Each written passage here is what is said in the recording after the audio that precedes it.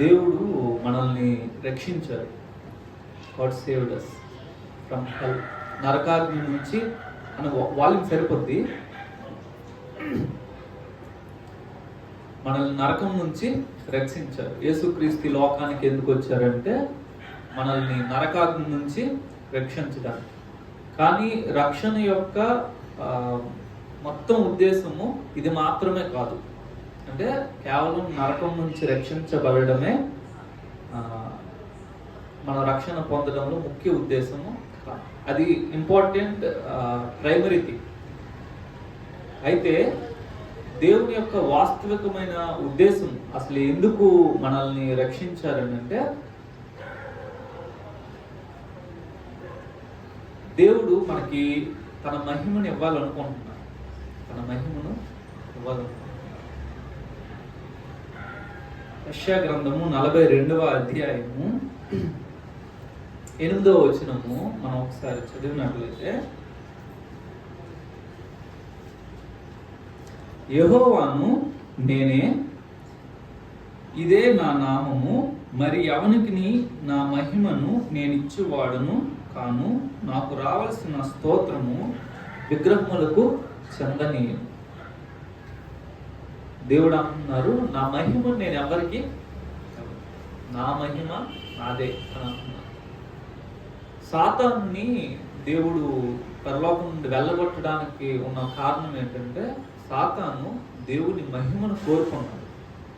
దేవుని యొక్క స్థాయికి నేను ఉండాలి, దేవునితో సమానునిగా ఉండాలని తను ఆశించారు. అందుకని దేవుడు తనని గెంటి వేశారు, తనని బయటకు త్రోసివేశారు. అయితే యేసుక్రీస్తునందు విశ్వాసం ఉంచిన వాళ్ళకి దేవుడేమో ఇదే మహిమను వాగ్దానం చేస్తున్నారు. హెబ్రీయులకు రాసిన పత్రిక 2వ అధ్యాయము 10వ వచనం. హెబ్రీయులకు రాసిన పత్రిక 2వ అధ్యాయము 10వ వచనం. ఎవని నిమిత్తము సమస్తమును ఉన్నవో, ఎవని వలన సమస్తమును కలుగుచున్నవో, ఆయన అనేకులైన కుమారులను మహిమకు తెచ్చుచుండగా వారి రక్షణకర్తను శ్రమల ద్వారా సంపూర్ణునిగా చేయుట ఆయనకు తగును. యేసు ప్రభువు వారు చేస్తున్న ఒక పని ఏంటనంటే, అనేకులైన కుమారులను మహిమకు తీసుకుని వస్తున్నాడంట. కేవలం నరకం నుంచి విడిపించడం మాత్రమే కాదు, బ్రింగింగ్ దెమ్ టు గ్లోరీ, మహిమకు తీసుకొని వస్తున్నాడు. దేవుని అది మనం ఏంటంటే దేవుడు సపరేటు, మహిమ సపరేటు అని అనుకుంటున్నాము. కానే కాదు, దేవుడే మహిమై ఉంటాడు. అందుకని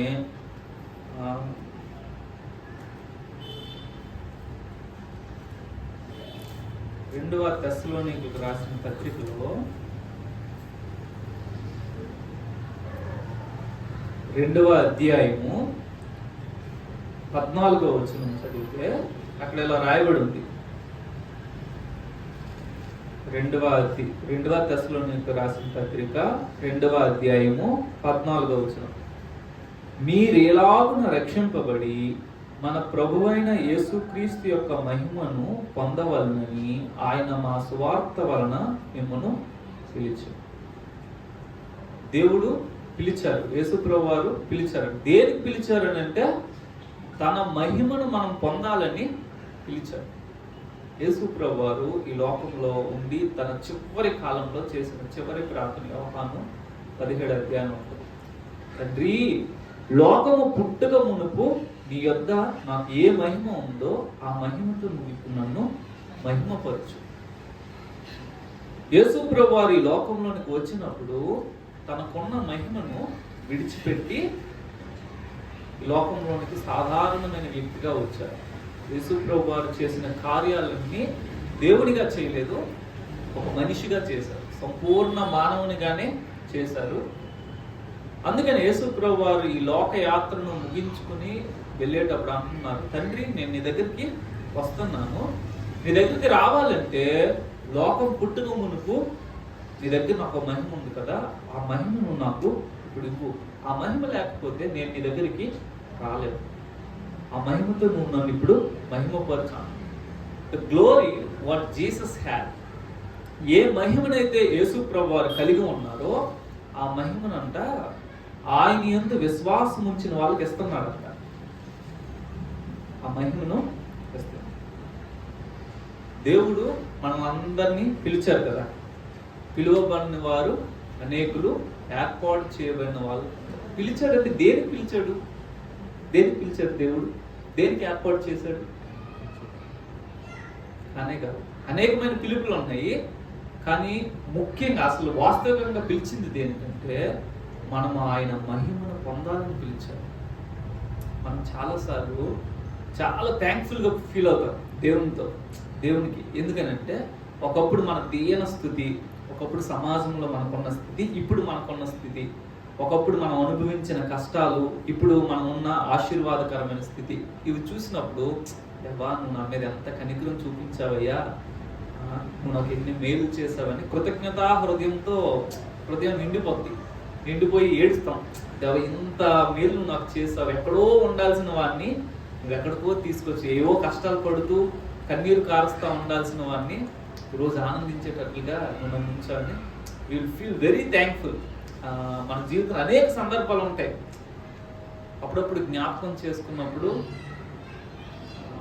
ఆ మేళ్ళన్నీ ఆలోచన చేస్తే నేను తగిన వాడిని కాదు, నేనేం అంత భక్తిపరుడిని కాదు, అంత పరిశుద్ధిని కాదు, కానీ నువ్వు నాకు ఈ స్థాయి ఇచ్చావని కృతజ్ఞత అది మనకి వస్తుంది.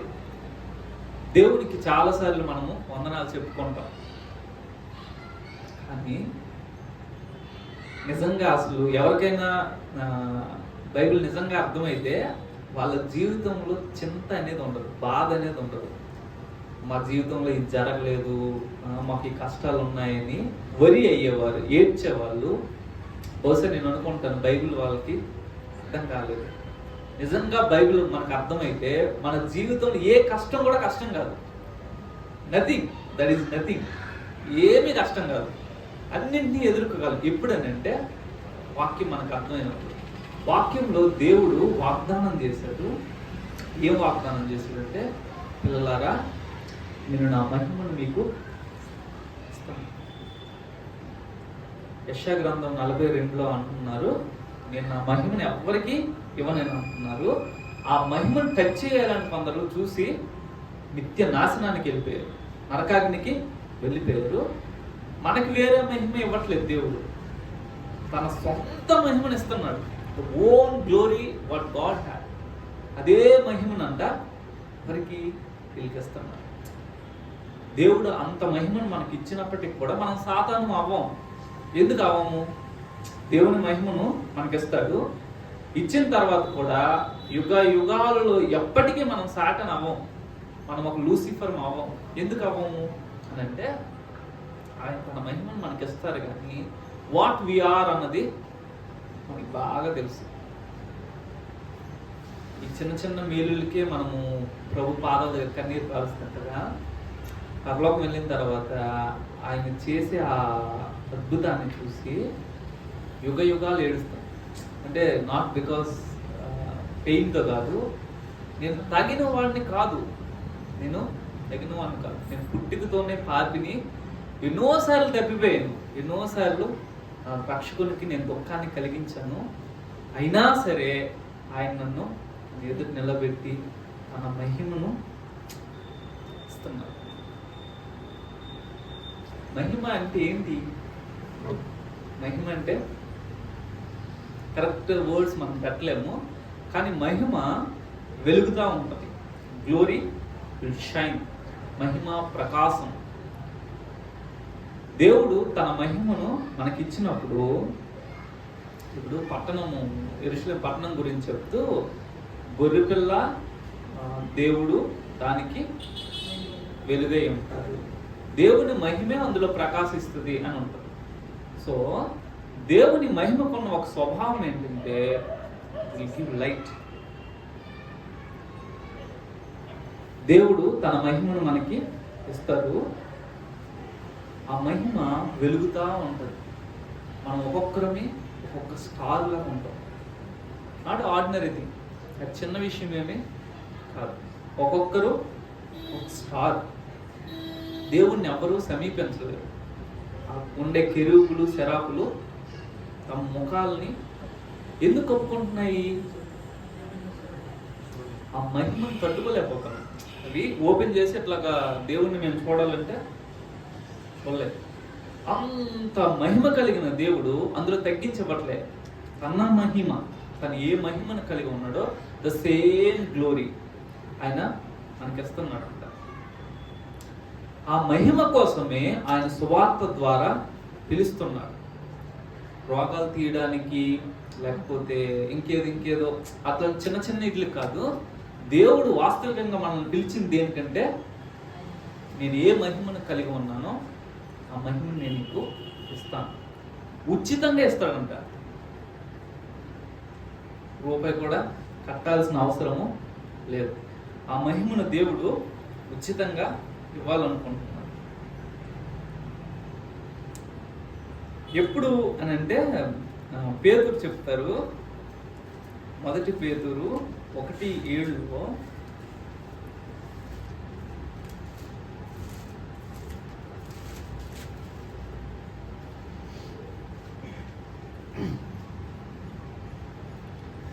నశించిపోవు సువర్ణము అగ్ని పరీక్ష వలన శుద్ధపరచబడుచున్నది కదా, దానికంటే అమూల్యమైన మీ విశ్వాసము ఈ శోధనల చేత పరీక్షకు నిలిచినదై యేసుక్రీస్తు ప్రత్యక్షమైనప్పుడు మీకు మెప్పును మహిమయు ఘనతయు కలుగుటకు కారణము.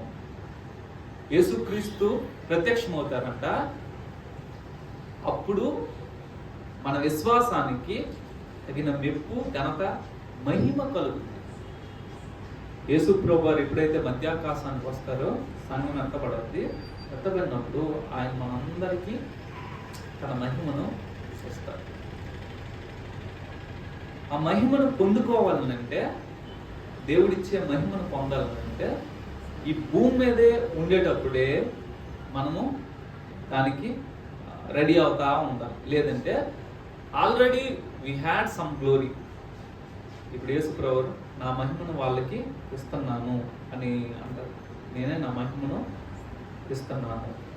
ఆ మహిమలో మనము ఎదగతా ఉండాలి. ఒక లెవెల్ నుంచి ఇంకొక లెవెల్కి వెళ్ళాలి. కొరింథీయులకు రాసిన పత్రిక 2 కొరింథీ 3:18 అక్కడ ఈ మాట రాయబడి ఉంది. కొరింథీయులకు రాసిన 2వ పత్రిక 3వ అధ్యాయము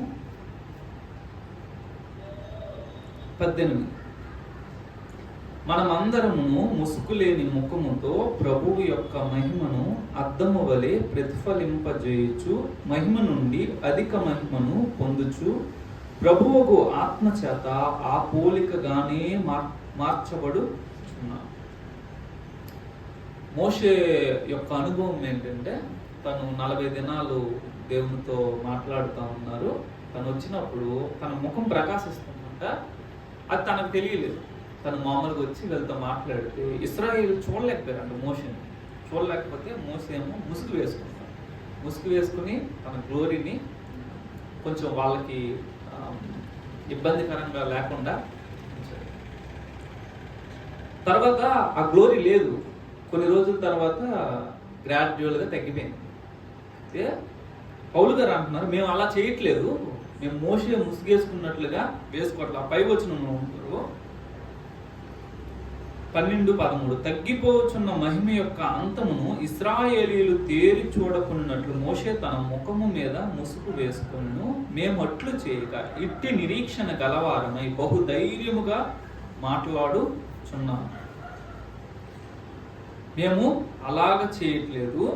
తరువాత ఆ కింద వచ్చిన వాళ్ళు ఏమంటున్నారు, మనము ప్రతి దినము కూడా ఒక మహిమ నుంచి ఇంకొక మహిమకు వెళ్తా ఉన్నాము. మహిమ నుండి అధిక మహిమకు వెళ్తా ఉన్నాము. మన జీవితంలో కష్టాలు ఉంటాయి కదా. అందరికి ఏదో ఒక సమస్య ఉంటుంది, అందరికి ఏదో ఒక శ్రమ ఉంటుంది. ఈ శ్రమలు కష్టాల యొక్క ఒక ఉద్దేశం ఏంటంటే, మనం దేవుని సన్నిధికి రావాలి. దేవుడు ఎంత సామర్థ్యత కలిగిన వ్యక్తి అంటే, ఆయన దేన్నైనా ఉపయోగించుకుంటాడు. మనం అన్ని బాగుండి స్తుతించడానికి వెళ్తాం. దేవా నువ్వు నా జీవితంలో ఇన్ని మేలు చేస్తావు అనేసి ఆయన వందనాలు చెప్పుకోవడానికి దేవుని సన్నిధికి వెళ్తాం. అప్పుడు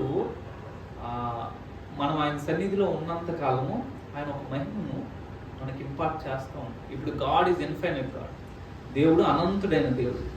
then his glory also infinite, ఆయన మహిమ కూడా అనంతమైనది మనకి ఇస్తా ఉంటాడు. ఇప్పుడు సముద్రం మనం చిన్న వేసలు ఈ వాటర్ ఉంటాడు, దేవుడు తన మహిమ ఇందులో పోయాలంటే ఇది సరిపోవాలని అంటే దేవుడు తన మహిమను అంత కొంచెంగా చేసి పోయాడు. రెండోది వేడి వేడి వస్తువులు బాగా హీట్ థింగ్స్ ఒక గ్లాస్లో పోసాను, గ్లాస్ పగులుద్ది. దేవుడు తన మహిమను తన ప్రత్యక్షమైనప్పుడు సంఘం మీద మొత్తం ఇచ్చేసాడంటే సంఘం దాన్ని భరించాడు. అందుకని ఏం చేస్తారంటే మనం ఆయన దగ్గరికి వెళుతున్న ప్రతిసారి కూడా ఆయన తన మహిమను మనకి ఇస్తా ఉంటాడు. లేదు అంటే తను ఒక దినము ఇచ్చే మహిమ కొరకు మనల్ని ప్రిపేర్ చేస్తా ఉంటారు.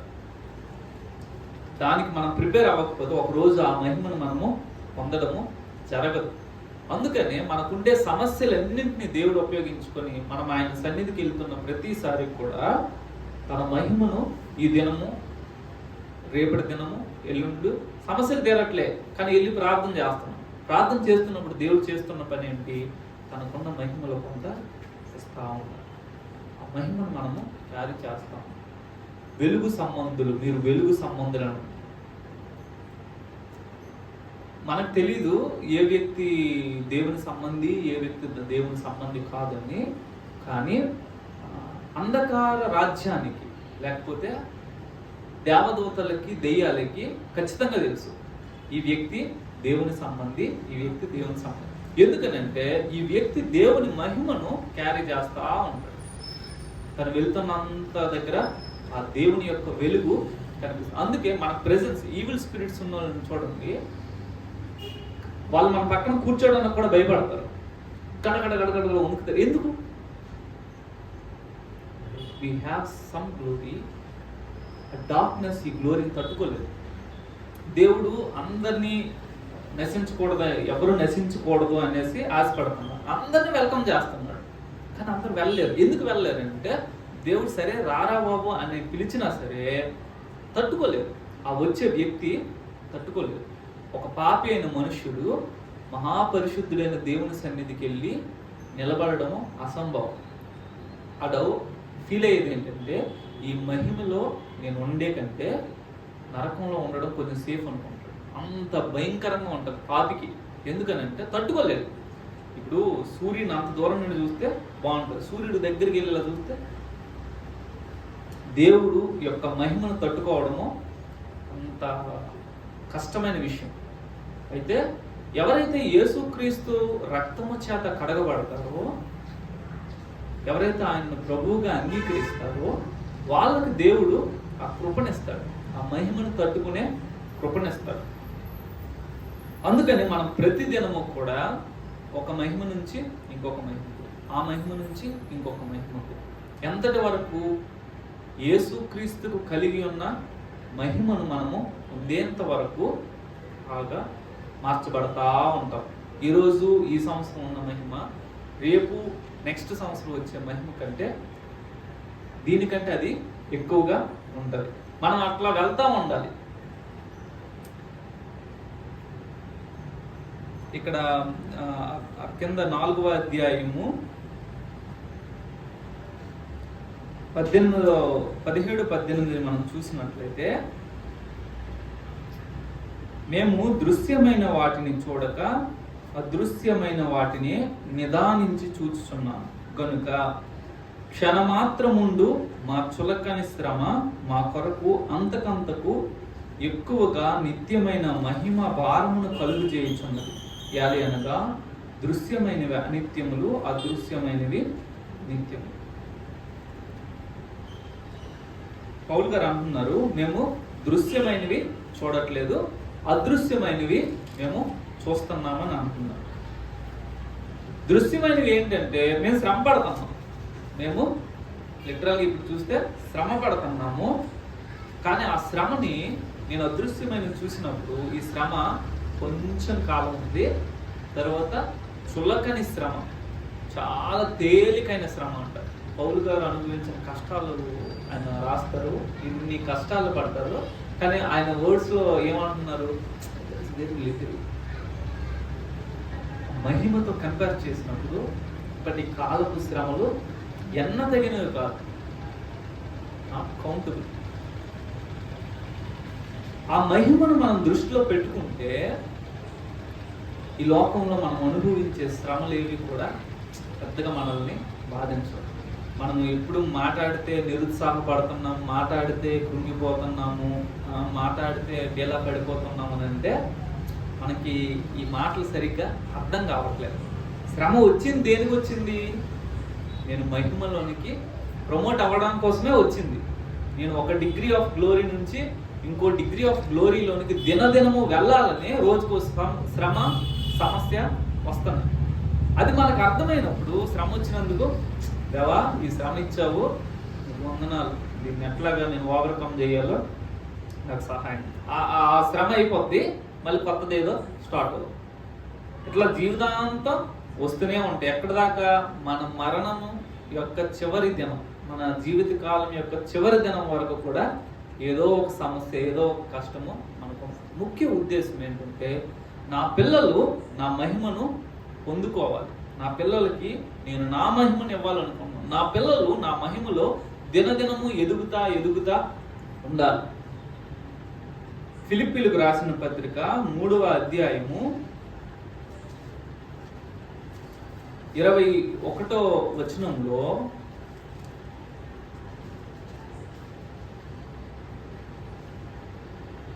ఒక మాట చెప్తా ఉన్నాను. ఫిలిప్పీలకు రాసిన పత్రిక 3వ అధ్యాయము 21వ వచనం. సమస్తమును తనకు లోపరచుకొనజాలిన శక్తిని బట్టి ఆయన మన దీన శరీరమును తన మహిమ గల శరీరమునకు సమరూపము గలదానిగా మార్చును. దేవుడు చేసే ఒక పని ఏంటంటే మన దీన శరీరాలని తన మహిమ గల శరీరానికి సమరూపము గలదానిగా చేస్తాడు. దేవుడు తన మహిమను ఇస్తాడు. ఇచ్చేటప్పుడు ఎట్లా అంటే ఈ బాడీ దేవుని యొక్క బాడీ లాగా మారిపోతుంది.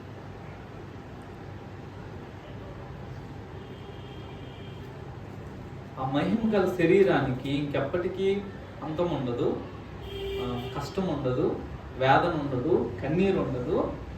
దేవుడు అలాంటి శరీరాన్ని మనకి ఇవ్వాలనుకుంటున్నారు.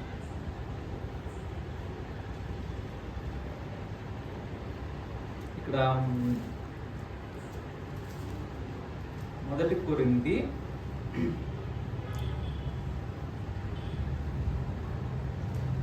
15వ అధ్యాయము 40వ వచనం మనం చూస్తే, మరియు ఆకాశ వస్తు రూపములు కలవు, భూవస్తు రూపములు కలవు. ఆకాశ వస్తు రూపముల మహిమ వేరు, భూవస్తు రూపముల మహిమ వేరు. సూర్యుని మహిమ వేరు, చంద్రుని మహిమ వేరు, నక్షత్రముల మహిమ వేరు. మహిమను బట్టి ఒక నక్షత్రమునకు మరి ఒక నక్షత్రమునకు భేదము కలదు కదా. మృతుల పునరుత్థానము అలాగే. మనం అందరం లేస్తాము, కడపూరం రాగానే అందరము లేస్తాము. అయితే అందరికీ ఒకే మహిమ ఉండదు. Everyone will have God's glory. దేవుని మహిమనే మనం కలిగి ఉంటాము, కానీ అందరిది ఒకే స్టేట్లో కాదు. ఒక్కొక్కరిది ఒక్కొక్క రకమైన మహిమను కలిగి ఉంటారు. ఈ భూమి మీద ఎవరైతే తమ భక్తి జీవితాలను సీరియస్గా తీసుకున్నారో, ఎవరైతే తమను తాము సిద్ధపరుచుకున్నారో, ఎవరైతే దినదినము దేవుని యొక్క సన్నిధిలో ఒక స్టేట్ ఆఫ్ గ్లోరీ నుంచి ఇంకొక స్టేట్ ఆఫ్ గ్లోరీకి వృద్ధి చెందుతూ ఉన్నారో, వాళ్ళకంటే పునరుత్థానంలో ఒక స్టేట్ ఇవ్వబడితే, నక్షత్రాలకి సూర్యుడికి చంద్రుడికి ఎట్లాగైతే భేదం ఉందో, మనకి ఇవ్వబడే మహిమను బట్టి నిత్యత్వంలో మన స్థాయి నిర్ణయించబడదు. ఒకే పట్టణంలో ఉంటాము, కానీ ఆ పట్టణం ఏమి గుంటూరు అంత చిన్నది కాదు, అందరూ హాయ్ బాయ్ చెప్పుకోవడానికి. It's very large city. ఆ పట్టణానికి ఎత్తు కూడా ఉంది, కానీ పొడవు వెడల్పు ఎత్తు అంటారు. ఎత్తు ఏంటి మనకి అర్థం అవ్వదు. అది 3 డైమెన్షనల్ కాదు, 4 డైమెన్షనల్లో చెప్తున్నారు. పొడవు వెడల్పు ఎత్తు ఒకే పొడవు ఒక క్యూబ్ లాగా చెప్తున్నారు. బస్ నేను అర్థం చేసుకున్నది ఎట్లా అంటే, ఇక్కడ నుంచి ఆ చివరికి వెళ్ళేటప్పటికి మేబీ అంత హైట్ ఉంటుందేమో అని అనుకున్నాను, ఐ డోంట్ నో. కానీ ఈ చివరి ఉండే వ్యక్తి దేవుని సింహాసనము ఉండే ఆ చోటకి చాలా దూరంగా ఉంటాడు. ఈజ్ ఇన్ గాడ్స్ టెంపుల్ అయినప్పటికీ కూడా వెరీ ఫార్, చాలా దూరంలో ఉంటారు. మోషేని ఎట్లాగైతే ఇశ్రాయేల్ చూడలేకపోయారో, రేపు మనము పరలోకానికి వెళ్ళినప్పుడు కూడా ఒక్కొక్కరిని మనం చూడటానికి మనకు అవకాశము ఉండదు, అన్లెస్ వాళ్ళు తమ మహిమను తాము మోషేలాగా ముసుగేసుకొని మన దగ్గరికి వస్తే తప్పితే వాళ్ళని అప్రోచ్ అవ్వడము చాలా కష్టం. ఎందుకనంటే వాళ్ళున్న డిగ్రీ ఆఫ్ గ్లోరీని మనము తట్టుకోలేము. మోషే దేవుడిని అడుగుతాడు, దేవా నీ మహిమను నాకు చూపించు అని అంటే, దేవుడేమో నేను నా నామాన్ని, యెహోవా అను నామాన్ని తన ఎదుట ప్రకటించారు. దేవుని మహిమ అనే పదానికి ఒకవైపు దేవుని స్వభావము అనేది కూడా మనము తీసుకోవచ్చు. మోషేకి దేవుడు మహిమను చూపించారు, తనేంటో తెలియచేశాడు. ఇప్పుడు మనం అందరము యేసుక్రీస్తుని మహిమను పొందబోతున్నాం. ఆల్రెడీ వీ హ్యాడ్ సంథింగ్, మనం ఇంకా పొందబోతున్నాం. ఈ పొందే వ్యక్తులు ఆయన స్వభావంలోనికి ఎదగకపోతే ఈ వ్యక్తి పొందలేదు.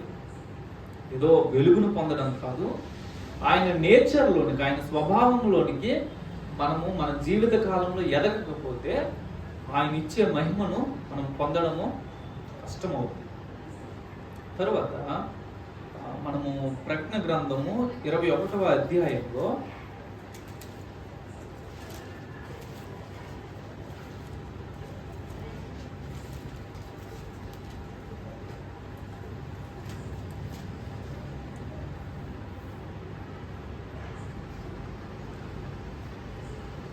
తొమ్మిది 10 వచనాలు మనం చూసినట్లయితే, 9వ వచన మధ్యం నుంచి, ఇటు రమ్ము పెండ్లి కుమార్తెను అనగా గొర్రెపిల్ల యొక్క భార్యను నీకు చూపెదనని నాతో చెప్పి, ఆత్మవశుడినై ఉన్న నన్ను ఎత్తైన గొప్ప పర్వతం మీదకి కొనిపోయి యెరూషలేము అను పరిశుద్ధ పట్టణము దేవుని మహిమ గలదై పరలోకముందున్న దేవుని యొద్ద నుండి దిగువచ్చుట నాకు చూపింది. 23వ వచనంలో, ఆ పట్టణంలో ప్రకాశించుటకై సూర్యుడైనను చంద్రుడైనను దానికి అక్కర్లేదు, దేవుని మహిమయే దానిలో ప్రకాశించుచున్నది, గొర్రెపిల్లయే దానికి దీపం. యెరూషలేం పట్టణము వస్తుంది. ఎక్కడి నుంచి వస్తుంది?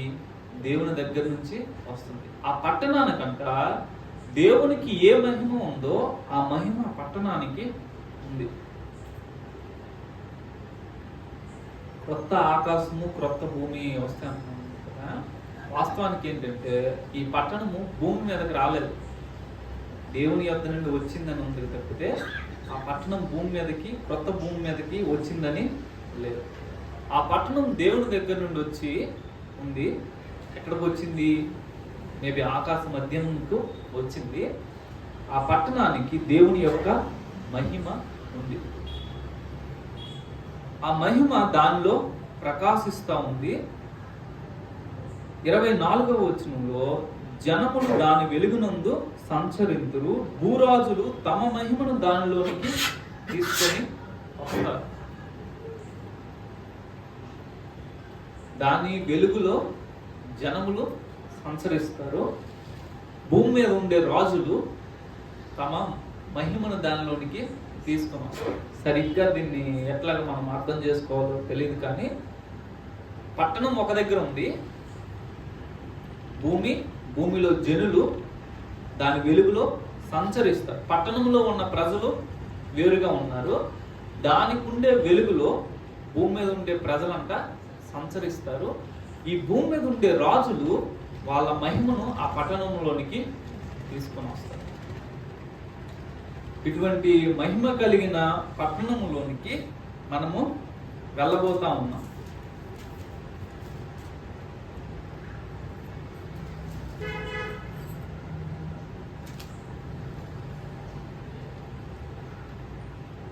పంతొమ్మిదవ అధ్యాయము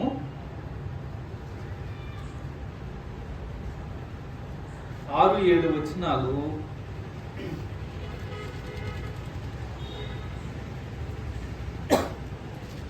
అప్పుడు గొప్ప జనసమూహపు శబ్దమును, విస్తారమైన జలముల శబ్దమును, బలమైన ఉరుముల శబ్దమును పోలిన ఒక స్వరము, సర్వాధికారియు ప్రభువునకు మన దేవుడు ఏలుచున్నాడు, ఆయనను స్తుతించుడి, గొర్రెపిల్ల వివాహోత్సవ సమయము వచ్చినది, ఆయన భార్య తన్ను తాను సిద్ధపరుచుకుంది గనుక మనము సంతోషపడి ఉత్సహించి ఆయనను మహిమపరచదమని చెప్పగా వింటిని. మరియు ఆమె ధరించుకొనుటకు ప్రకాశములను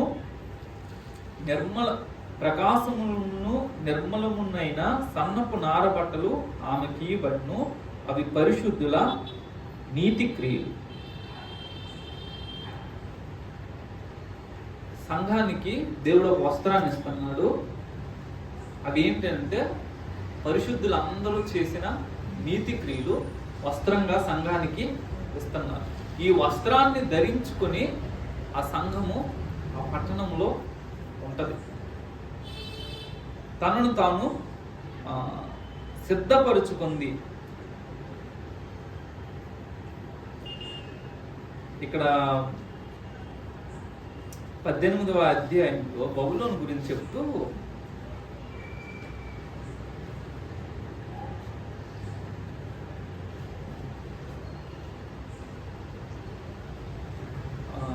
పదిహేను 16 వచనాల్లో అక్కడ ఆ పట్టణం గురించి చెప్తారు. ఆ పట్టణం చేత ధనవంతులైన ఈ సరుకుల వర్తకులు ఏడ్చుచు దుఃఖపడుచు, అయ్యో అయ్యో, సన్నపు నార బట్టలను ధూమ్రవర్ణపు వస్త్రములను ధరించుకుని బంగారంతోను ముత్యములతోనూ అలంకరింపబడిన మహాపట్టణమా, ఇంత ఐశ్వర్యము ఒక్క గడియలోనే పాడైపోయినే అని చెప్పుకొంచు దాని బాధను చూచి భయాక్రాంతులై దూరముగా నిలుచుంది. ఆ పట్టణము సన్నపు నార బట్టలు ధరించుకొని ఉందంట. ఇక్కడ ఈ యెరూషలేము అనే నూతన పట్టణము ఇక్కడ కూడా సన్నపు నార బట్టలు ధరించుకొని ఉంది. అయితే ఈ సన్నపు నార బట్టలు పరిశుద్ధుల నీతి క్రియలు.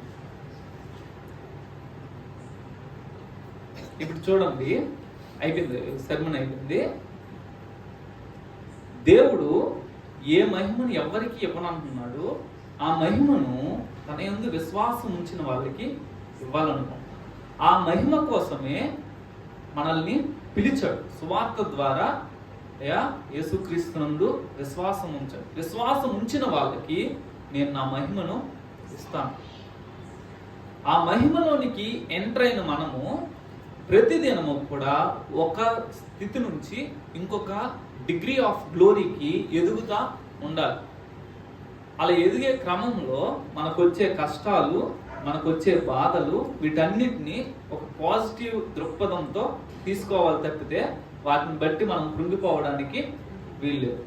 వాటినన్నింటినీ తీసుకుని, దేవా ఈ కష్టం వచ్చింది, సో నేను ఈ సన్నిధిలో గడుపుతాను, నేను ఇంకొక డిగ్రీ ఆఫ్ గ్లోరీకి నేను ఎదుగుతా ఉంటాను అని చెప్పాలి. తరువాత మనం రేపు ధరించుకోబోయే వస్త్రాలు, లేదంటే పెండ్లి కుమార్తెకి ఇవ్వబడిన వస్త్రాలు మనం చేసే నీతి క్రియలు.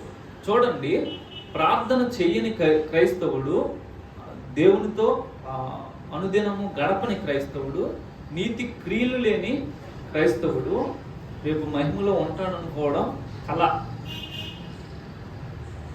ఈ కెనాట్, దేవుడు ఒకవేళ ఆహ్వానించినా తను ఉండలేడు. మనకున్న ఈ కొంచెం కాలం, we are going to end very soon. ఇంకొంచెం కాలంలో ఈ భూమి మీద నాటకము అయిపోబోతుంది. అయిపోయే లోపు మనము ఈ గ్లోరీ మీద దృష్టి పెట్టి దేవుడు తన మహిమను నాకు ఇచ్చేయాలనేసి అనుకుంటున్నాడు. తన మహిమలో నన్ను పాలి భాగస్తునిగా చేయాలనుకుంటున్నాను. దానికి నేను సిద్ధపడాలి. ఆయన ఆజ్ఞలను నేను గైకొనాలి. ఒకవేళ ఈ లేట్ని సీరియస్ తీసుకోకపోతే ఏదో దేవుడు ఆశీర్వదించాడు అని ఈ చిన్న ఆలోచనతో బ్రతికితే మనం పరలోకం వెళ్ళొచ్చేమో, కానీ ఎక్కడో దూరంగా మారుమూల ప్రాంతంలో అలా ఉండకూడదని. అంటే మనం ఇక్కడే భూమి మీద ఉన్నప్పుడే ఈ క్రిస్టియన్ వాక్ని సీరియస్గా తీసుకోవాలి. మన ద్వారా అద్భుతాలు జరిగినా జరగకపోయినా, మన పేరు వచ్చినా రాకపోయినా, మనం గుర్తింపబడినా పడకపోయినా, మనకు ఒక గురి కలిగి మన భక్తి జీవితాన్ని చేయాలి. ఏంటంటే దేవుడు తన మహిమ నిమిత్తం నన్ను ఏర్పాటు చేసుకున్నాడు. ఒకరోజు ఆ మహిమను నాకు ఇవ్వబోతున్నాడు. ఏ మహిమనైతే దేవదూతలు, ఏ మహిమనైతే లూసిఫర్ కోల్పోయారో, లేదంటే చూడలేకపోతున్నారో, తట్టుకోలేకపోతున్నారో, the same glory going to give to me. మహిమ కొరకు నేను సిద్ధపడాలి. ఆ సిద్ధపడే క్రమంలో నాకు వచ్చే కష్టాలను, నేను పడే శ్రమలను పెద్దగా పట్టించుకోవాల్సిన అవసరము లేదు. మనకు నిజంగా ఈ లేఖనాలు నిజంగా మనకి హృదయంలోనికి వెళ్తే మన జీవితంలో వేదన, కష్టము, కన్నీరు అనేది ఉండదు. So called troubles we're going to face, కానీ అవేవి పెద్దగా అనిపించవు. దేవుడు తన మహిమను ఇవ్వబోతుంది. దేవుడు చేసిన చిన్న చిన్న అద్భుతాలకే మనం కన్నీరు కార్చి ఎంతో కృతజ్ఞతతో మనము దేవుని సన్నిధిలో ఏడుస్తాము. దేవుడిచ్చే ఈ పరలోక స్థితిని మనము గ్రహించినట్లు, ఈ భూమి మీద గ్రహించినట్లయితే పరలోకం వెళ్ళాల్సిన పని లేదు. ఈ భూమి మీదే మనం పరలోకాన్ని చూస్తాం.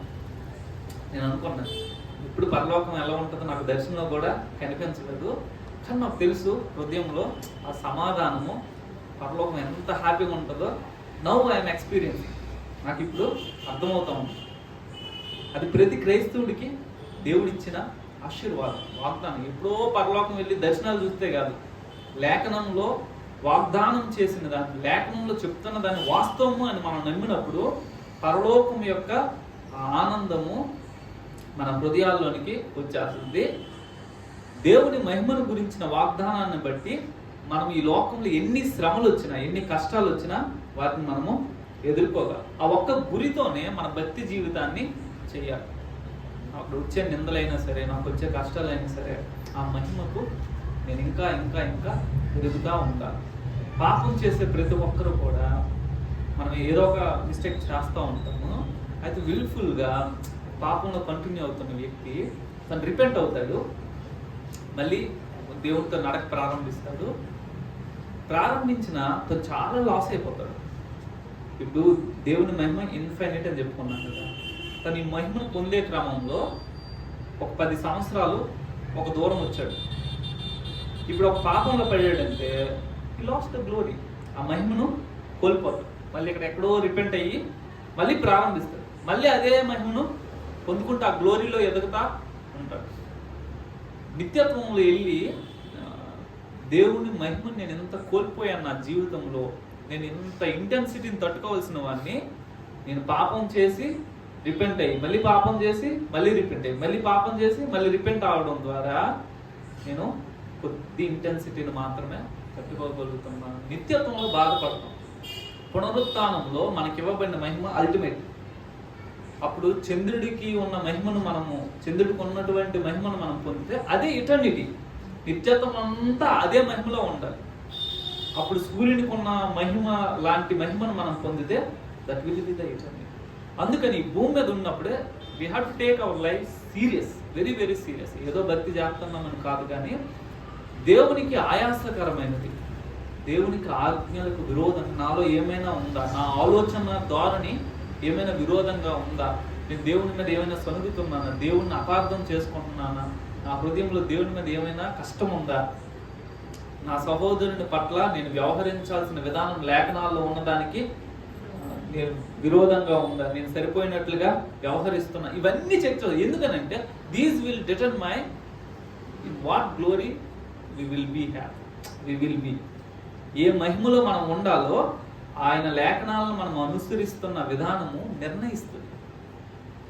దేవుడు ఊరకనే నా ఆజ్ఞలు మీరు పాటించండి, నా ఆజ్ఞలు మీరు గైకొనండి అని ఊరకనే చెప్పట్లేదు. వీటిని పాటించే వాళ్ళు, అనుసరించే వాళ్ళే రేపు దేవుడిచ్చే మహిమలో పాలు పొందడం, ఆ మహిమను తట్టుకోగలరు. ఈ బాటిల్లో తెచ్చి నేను కొండ నీళ్లు పోసాను, బాటిల్ కట్టేంత పడతాం, మిగతా అంతా బయటికి వెళ్ళిపోతుంది. దేవుడు తన మహిమను మనకి ఇచ్చేస్తాడు, కానీ దాన్ని కంటైన్ చేసేంత మెచ్యూరిటీ లేకపోతే అంత స్థాయికి నేను ఎదగాలి కదా. అందుకని మన భక్తి జీవితాలను మనం సీరియస్గా తీసుకుని అనుదిన దేవునితో నడకలో వెరీ క్లోజ్గా వెళ్తే ఈ భూమి మీద మనం ఎంత క్లోజ్ అయితే దేవునికి, నిత్యత్వంలో అంత క్లోజ్గా ఉండగలం. ఈ భూమి మీద మనము దేవుడికి మనకి హాయ్ బాయ్ ఏటీఎం కార్డుకున్న రిలేషన్ ఉంటే నిత్యత్వంలో చాలా నష్టపోతాం. ఎంత నష్టపోతామో ఊహించలేం. ఇంత నష్టపోయామని దేవుడు చూపించాడంటే ఇంకా పరలోకం అవ్వదు. అయ్యో నేను ఎంత నష్టపోయానని నిత్యత్వం అంతా బాధపడతాం. అందుకని మన భక్తి జీవితాలను ఉన్న కొంచెం కాలం, వెరీ షార్ట్ కొంచెం కాలం ఉంది కాబట్టి మనకుండే లోపాలు, మనలో ఉండే బలహీనతలు, దేవునికి ఆయాసకరమైన మార్గాలు విడిచిపెట్టాలి. అన్ని విడిచిపెట్టి దేవునితో సమాధానపడి దేవుడు ఏవైతే లేఖనాల్లో ఆజ్ఞలు ఇచ్చారో వాటిని పాటించడానికి, దేవునితో సమయం గడపడానికి, దేవుని వాక్యంతో సమయం గడపడానికి మనల్ని మేము వెచ్చించుకోవాలి. లేకపోతే రక్షణ పొందాం కాబట్టి ఖచ్చితంగా పరలోకం వెళ్తాము, దేవునితో ఉంటాము, కానీ గ్లోరీ ఆఫ్ గాడ్. ఆ మహిమకు మనల్ని మనము సిద్ధం చేసుకొని, అసలు అది చాలా గొప్ప విషయం ఏంటంటే దేవుడు తన మహిమను ఇస్తున్నాడు. అది చిన్న విషయం కాదు. దేవుడు డబ్బులు ఇస్తున్నాడు, రోగాలు తీశాడు, వీటికే గొప్పగా ఫీల్ అయితే ఆయన ఏ మహిమను కలిగి ఉన్నాడో అదే మహిమ, అదే గ్లోరీని మనకి ఇస్తున్నాడు. అందుకే మనం ఈ భూమి మీద బ్రతుకున్న అంతకాలము దేవునికి ఇచ్చిన మహిమను బట్టి మనము వందనస్తులుగా ఉండి కృతజ్ఞతలు చెప్పుకుంటూ ఆయన స్తుతిస్తా ఉండాలి. దేవుడు మనల్ని మహిమపరిచినప్పుడు ఆ మహిమను మనం ఆయనకి ఆరోపించాలి. యేసు ప్రభు దగ్గరంతా అనేక కిరీటాలు ఉంటాయి. ఆ కిరీటాలన్నీ ఎక్కడి నుండి వచ్చాయి? దేవుడు ఒక్కొక్కరికి పెట్టిన కిరీటాలు అందరూ కలిసి దేవునికి పెడతారు. దేవునికి మనం మహిమను ఆరోపిస్తాం కదా. ఒక భక్తుడు చెప్పారు ఏంటంటే, నువ్వు దేవుడికి మహిమను ఆరోపించడం వలన దేవుడికి వచ్చేది ఏం లేదు. ఎందుకంటే హీ హ్యాస్ సఫిషియెంట్లీ, ఆయన సమృద్ధిగా కలిగి ఉన్నాడు. అయితే ఆయనకు మహిమను ఆరోపించడం ద్వారా, ఆయనకు ప్రభావాన్ని ఆరోపించడం ద్వారా అదే మహిమ ప్రభావాలని నువ్వు పొందుకుంటావు.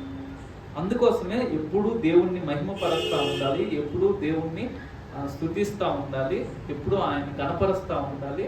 తద్వారా వాటినే మనము దేవుడు మళ్ళీ తిరిగి మనకి ఇస్తాడు.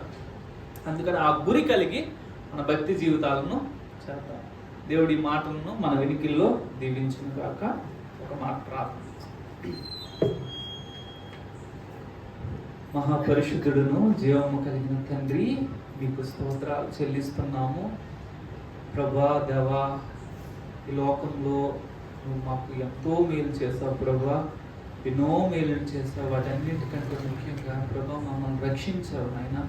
నీకు స్తోత్రాలు. నరకానికి వెళ్ళిపోవలసిన మమ్మల్ని దేవా, పాపంలో వ్యసనంలో దేవా మగ్గిపోవలసిన మమ్మల్ని మీరు రక్షించారు. మా జీవితాలు అనేక కష్టాలు, నష్టాలు, వేదనలు, బాధనలు కాదు దేవా, మేము రక్షించబడి ఇదిగో మీరు అనుగ్రహించిన సమాధానకరమైన స్థితిని మేము పొంది ఉన్నాము. మీకు స్తోత్రాలు చెల్లిస్తున్నాము తండ్రి. మీరు మీ మహిమకు మమ్మల్ని పిలిచారని మీ లేఖనం చెప్తా ఉంది దేవా. మీ సొంత మహిమను, ఏ మహిమను టచ్ చేశారని ప్రభా దేవా సాతాను మీరు వెళ్ళగొట్టారో ప్రభా, వాడిని నరకాగ్నికి అప్పగించారు. ఆ మహిమనే దేవ ఉచితంగా దేవ మీరు మాకు ఇవ్వాలనుకుంటున్నారు.